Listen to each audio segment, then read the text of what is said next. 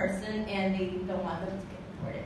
So on immigration evaluation, what we do is I evaluate what's going on mental health-wise, emotionally with this person, and that is used as evidence to support the case in the case that it does present significant issues. So I wanted to just share stories about populations that have just been neglected, just in the way of how we help them. How do we help them as a community? Not relying just on mental health, but also how do we help as a community if we know in our families or in our friends or networks of people that we know are connected to that may be in this situation. So some of the most common are children or in parents.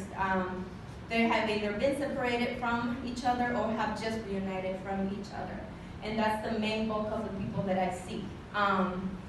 Like Antonio was saying earlier, there is a high need in the community. The statistics of 1 for every 100,000 Latinos needing therapy come really from the untapped statistic of people that are here undocumented and people who are here documented that don't seek help. So that's kind of where that number comes from. Some of the worries that the parents and the experiences that they've been through, I want to share 2 stories. So one of them is, and it could be a little bit rough to hear this, so whenever you get out of here, just do a little bit of self-care. Is as PTSD, so post-traumatic stress disorder in children because of separation.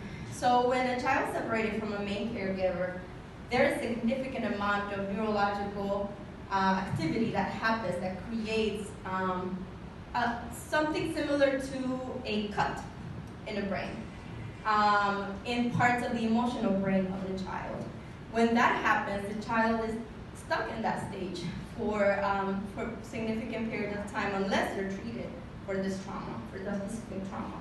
So what I've seen in children is children that wake up in the middle of the night because they have deported one of the parents and they are trying to make sure police don't come in to get the other parent. So children, that's how they will present with these reenactment of that traumatic experience throughout the day.